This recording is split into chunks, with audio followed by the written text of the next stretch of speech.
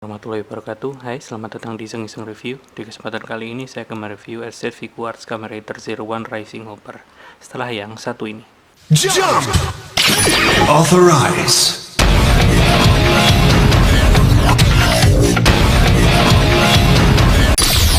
Probe rise! Torpedo rise! Rising Hopper! A jump to the sky turns to a rider kick. Seperti biasa kita review dulu boxnya. Untuk boxnya sendiri di sini dominan warna putih ya. Kemudian di sini ada penampakan dari SAF Camerator 01 Rising Hopper. Kemudian di sini ada logo Tamashii Nation Quality, ada logo serial 01, ada logo Tamashii Nation, ada logo Bandai yang berwarna biru. Kemudian di sini ada logo dari Hidden Intelligence, karena ini 01 jadi logonya Hidden Intelligence. Kemudian bagian samping ada tulisan Camerator 01 Rising Hopper. Kemudian bagian belakang ada contoh pose-posenya dan ada tulisan Jepang yang saya tidak tahu artinya. Kemudian bagian belakang ada penampakan full dari SAF Camerator 01 Rising Hopper. Kemudian ada tulisan SCV Quartz Camerator 01 Rising Hopper. Dan bagian atas seperti ini, ada tulisan SCV Quartz dan Camerator 01 Rising Hopper. Dan bagian bawahnya ada penampakan dari SAF Camerator 01 dan ada tulisan Jepang yang saya tidak tahu artinya. Nah, langsung saja kita buka boxnya.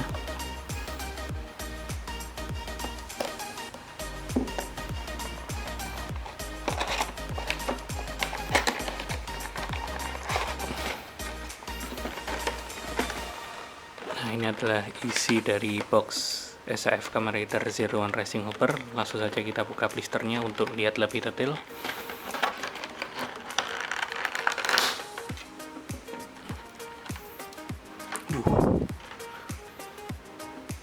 Nah, langsung saja kita bahas detail dan proporsinya.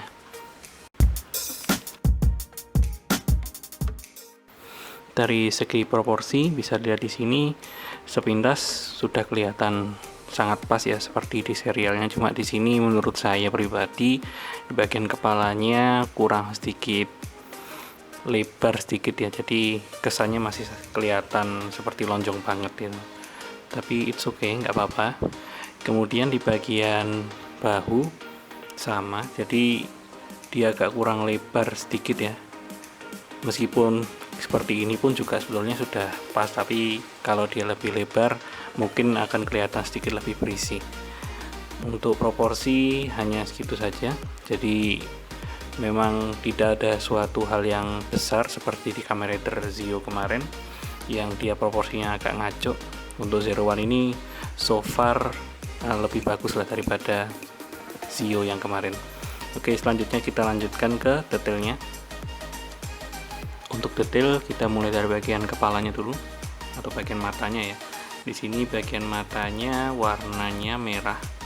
Kemudian di dalamnya ada khas Camerator ya, mata insektoid. Kemudian di sini dia warna kuningnya warna kuning fluorescence atau warna kuning yang menyala. Jadi ini nanti salah satu fitur dari Camerator 01 ini, dia fluorescent. Jadi kalau kita sinari dengan sinar UV, dia bisa glow.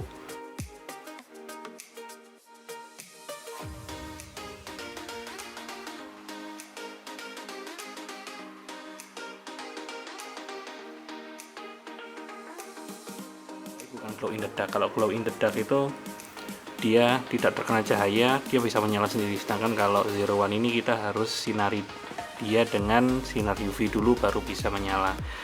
Kemudian di sini untuk detail sudah cukup oke. Cuma yang sangat disayangkan di sini nggak ada garis liningnya di bagian tanduknya ini, yang menyebabkan dia seperti kurang ada gap atau penegas antara tanduk dan bagian topengnya ini. Jadi bagi kalian yang punya peralatan gundam atau drawing maker bisa di lining sendiri untuk bagian sininya untuk mempertegas antara garis antena dan garis topeng. Kemudian di bagian atas kepalanya sini ini ada garis-garis merah yang dicat dengan rapi. Bagian belakangnya hanya ada motif garis-garis polos cukup bagus. Untuk matanya sangat reflektif sekali ya jika kena cahaya, jadi ini cukup fotogenik untuk difoto-foto juga. Kemudian di bagian lehernya di sini ada seperti tekstur ya, tekstur kulit itu yang menonjol-nonjol di bagian sana. Nah, bisa dilihat. Kemudian bagian dada sama di bagian topengnya, materialnya di sini plastik ya. Jadi kelihatannya memang sedikit agak kelihatan murahan ya. Kalau materialnya plastik, mungkin kalau ini bahannya diganti dengan semi-semi rubber gitu mungkin akan jadi lebih bagus seperti Kamen Rider Ghost. Tapi it's okay, nggak apa-apa. Kemudian bagian dada dan tangannya ini ada tekstur-tekstur tonjolan-tonjolan yang bisa dilihat di sini. Ini teksturnya rapi sekali. Kemudian di sini juga sama, ada sedikit-sedikit aksen merah dan silver. Nah, bisa dilihat di sini. Kemudian lanjut ke tangannya, sama ada garis warna silver dan garis warna merah. Kemudian lanjut ke beltnya.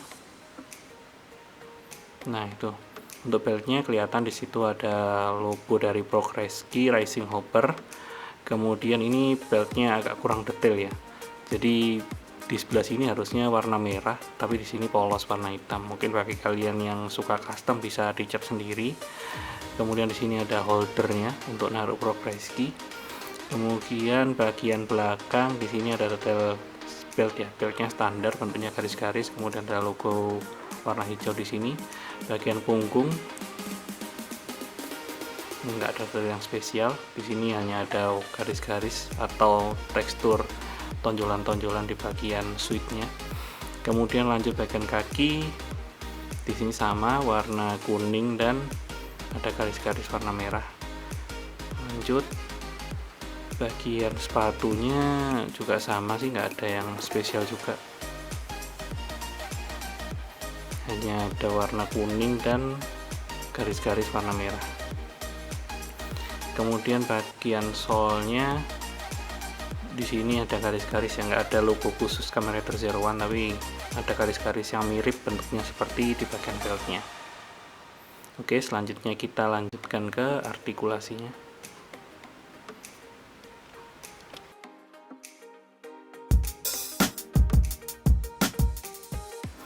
Untuk artikulasi kita mulai dari bagian kepala dulu.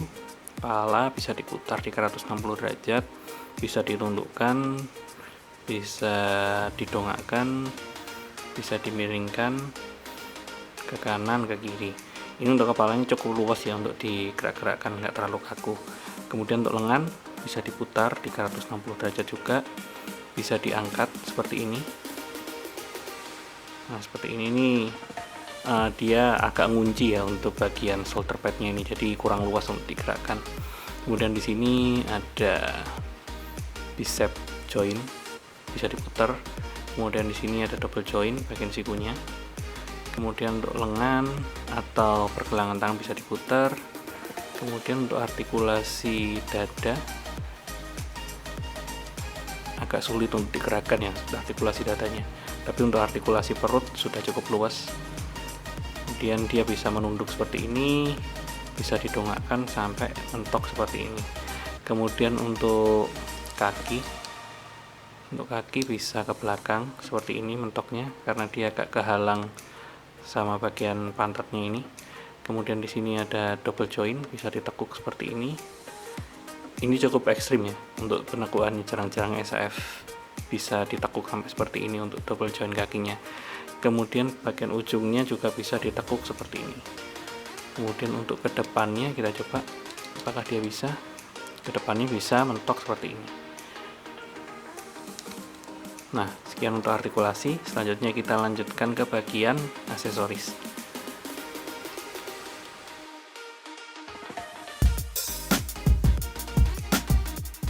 Untuk aksesoris kita nggak dapat banyak ya, kita nggak dapat senjata ataupun yang lain-lainnya, kita hanya dapat 3 pasang tangan dan 1 tangan. Nah, ini 1 tangannya, jadi 1 tangan menunjuk seperti ini. Dia hanya 1 aja, bukan sepasang ya. Kemudian kita juga dapat 1 tangan untuk menggenggam pedangnya. Nah, ini tangan menggenggam pedangnya saja, tapi untuk pedangnya nggak ada ya. Pedangnya itu nanti ada di SAF Kamen Rider Vulcan yang insya Allah akan direview setelah Kamen Rider Zero One ini. Kemudian juga dapat satu pasang tangan penunjuk juga, cuma agak sedikit berbeda ya. Kalau ini agak terbuka di bagian bawahnya, bisa dilihat di sini. Sedangkan kalau ini bagian bawahnya tertutup. Nah, bedanya ini itu aja sih. Kemudian yang terakhir ada tangan mengepal atau menggenggam ini ya.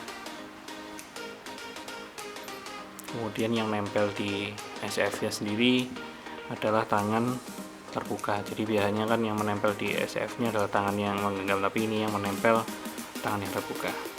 Jadi aksesorisnya memang nggak banyak, hanya seperti itu. Ya biasa untuk SF Kamen Rider, Main Rider ya terutama yang dirilis secara reguler, pasti untuk aksesorisnya dijual terpisah. Oke, selanjutnya kita lanjut ke fitur yang berikutnya, bisa dibilang aksesoris juga ya. Jadi di sini kita juga dapat progress key. Nah, ini fitur tersembunyinya. Jadi progress key-nya bisa diambil seperti ini. Nah, ini bisa kalian sambungkan sama tangan yang menggenggam tadi untuk pegang progress key. Nah, seperti ini. Cuma di sini detailnya sangat kurang ya. Jadi mungkin kalian harus membelikan dia stiker khusus untuk menambah detail dari progress key-nya ini, dan ini nggak bisa dilipat, jadi hanya posisi fix seperti ini. Oke, selanjutnya kita lanjutkan ke kesimpulan.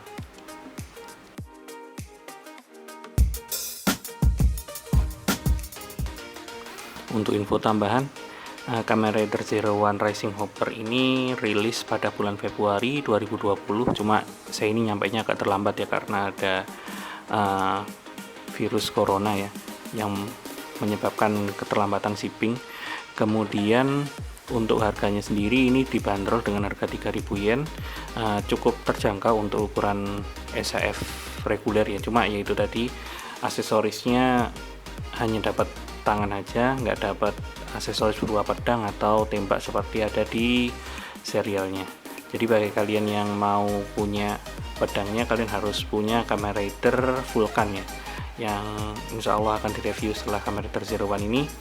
Kemudian untuk harganya sendiri di pasaran Indonesia, saya ini dapat di harga 450.000 sesuai kurs 3.000 yen itu ya.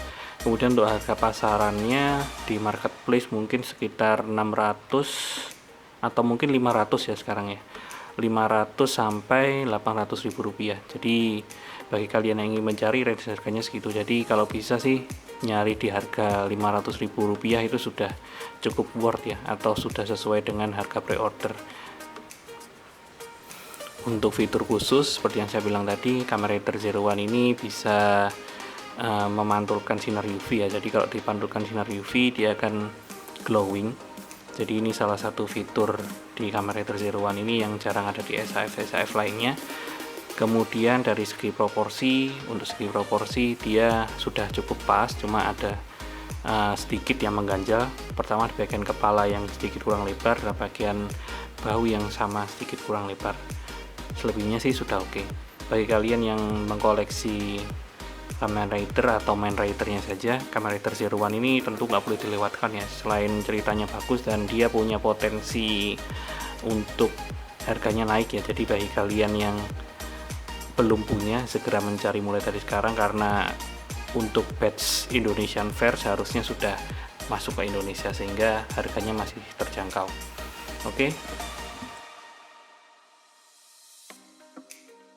Bagi kalian yang sudah menonton sampai segmen terakhir ini, ada sedikit hadiah dari saya, yaitu wallpaper HP Kamen Rider Zero One. Bisa kalian download di link di bawah. Cukup sekian Nising review kali ini. Jangan lupa like, comment, dan subscribe channel ini. Dan yang terakhir, cukup mainan aja yang dimainin.